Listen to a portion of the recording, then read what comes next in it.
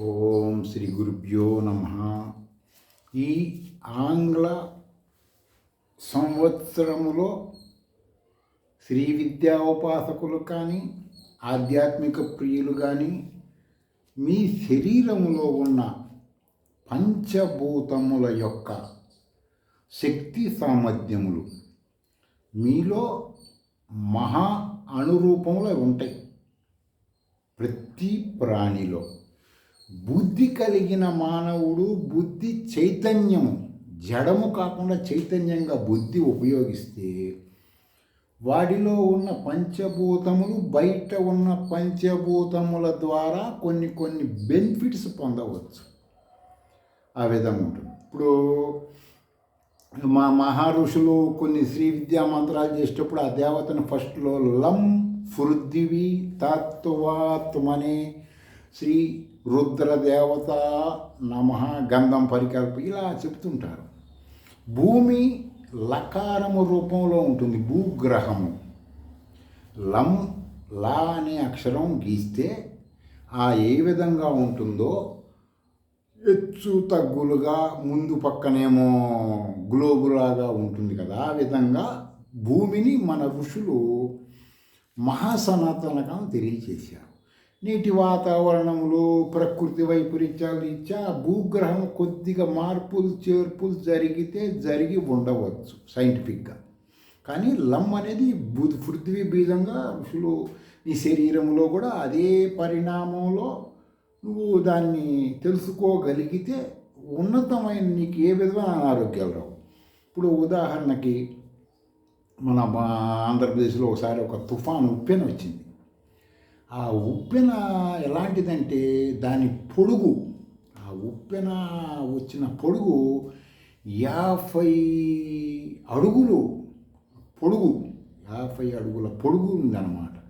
ఎడల్పు 10 మైళ్ళు, ఎత్తు 196 అడుగులు, 19 అడుగులు, 19 అడుగులు ఎత్తులో వచ్చిందన్నమాట ఉప్పెన. స్పీడు ఒక గంటకి 120 మైళ్ళు. ఈ ఉప్పెన ద్వారా వీచే గాలి వచ్చేసి గాలి వీస్తు మన శరీరంలో ఉంటుంది కదండి, ఎయిరు వాయువు, అదే బయట ఉండేది కూడా. అది సముద్రపు నీరుకు సంబంధించి 27,000 కోట్ల ఘనపు అడుగులు. ఆ యొక్క ఉప్పెన యొక్క గాలి స్పీడ్కి వాటర్ యొక్క లేచినటువంటి విధానం 27,000 కోట్ల ఘనపడుగులు సంబంధించిన వాటర్ ఒకసారి లేచింది. ఉప్పెన కెరటంలో దాక్కున్న ఒక కెరటం లేచింది కదండి బాగా ఫోర్స్గా. దాంట్లో ఉండే పవరు, బలం అంటే హార్స్ పవర్ అంటారు కదా, 52,000 కోట్లు అన్నమాట ఒక హార్స్ పవర్. దాన్ని ఆ ఉప్పెన దివిసీమ ఉప్పెన అనుకుంటాను అది. ఆ ఉప్పెనలో వచ్చినటువంటి ఉప్పెనతో వచ్చిన కరెంటు ఖర్చు వచ్చేసి కరెంటు ఎంత వేస్ట్ అయి ఉంటుందంటే ఆ నీళ్ళ ద్వారా 3,250 కోట్ల యూనిట్లు ఒక ట్రిప్పుకి వేస్ట్ అయిపోయింది. ఏంటంటే మీరు చెప్పేవంటే నెట్లో ఉంటుంది చూసుకోండి. ఇవన్నీ మానవుల్లో సూక్ష్మంగా ఉంటే బయట అది విజృంభిస్తే నువ్వు ఒక దేవుడిని ఊహించుకుంటున్నావు. అర్థమైంది? ఎవరో చెప్పారు, నమ్మకం, దేవుడి దగ్గరికి వెళ్తున్నావు. నీలో ఉన్నటువంటి ఈ వాయువుని, ఈ జలాన్ని, అగ్నిని తెలుసుకున్నావు అనుకో, అసలు ముందు నువ్వు గాలిలో ఉండవు. భూమి మీద 3 feet సైట్లు వేస్తావు. అంత పవరా నేనని నీకు తెలుస్తుంది. అది శ్రీ విద్యా మంత్రాల ద్వారా తెలియాల్సింది, వేరే ఫిజికల్గా తెలియదు.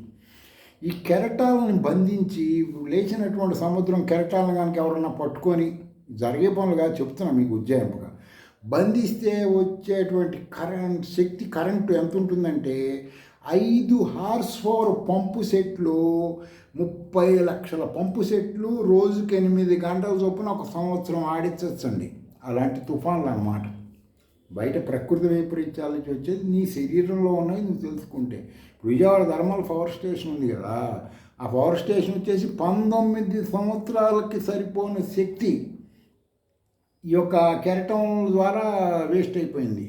అంటే అంత పవరు ప్రకృతిలో ఉంది కదా, అదే పవర్ నీలో ఉంటుందన్నమాట.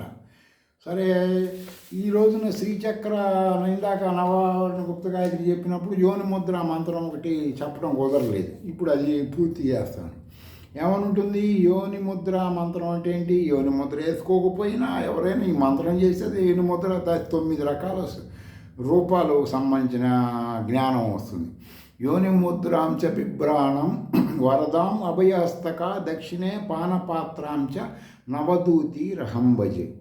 సరే, మంత్రం ఏంటండి అంటే ఓం ఐం హ్రీం శ్రీం అం సౌహు హ్రీం శ్రీం సౌహు శంఖయోన్యంబాదూతి నవదూతి మమాభయం కురు కురు మమ సర్వశత్రు హుంఫట్ స్వాహ. రోజు మమాభయం కురు కురు అని చెప్పడం జరుగుతుంది. ఈ నామానికి వచ్చేసి ఈ దేవత ఈ యొక్క యోని ముద్రలో ఈ దేవత శంఖ యోన్యంబ అంటారు. అంటే ఇది ఒక మారణకాండకి సంబంధించినటువంటి శక్తి సామర్థ్యములు ఉంటాయి. అందుకని సర్వశత్రు హుంపడ స్వాహ అని చెప్పుకోవాలన్నమాట. అంటే బగళాముఖి ప్రత్యంగిరాల కంటే పవర్ఫుల్ అన్నమాట.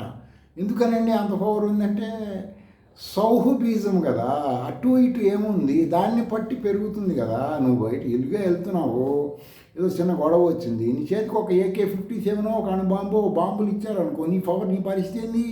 ఎంతమందినైనా ఏదేం చేయగలుగుతావు ఉపయోగిస్తే. ఆ విధంగా ఈ దేవతలు ఉంటారు. ఇవి శృతి ప్రామాణికమే. సరేనండి, స్వస్తి.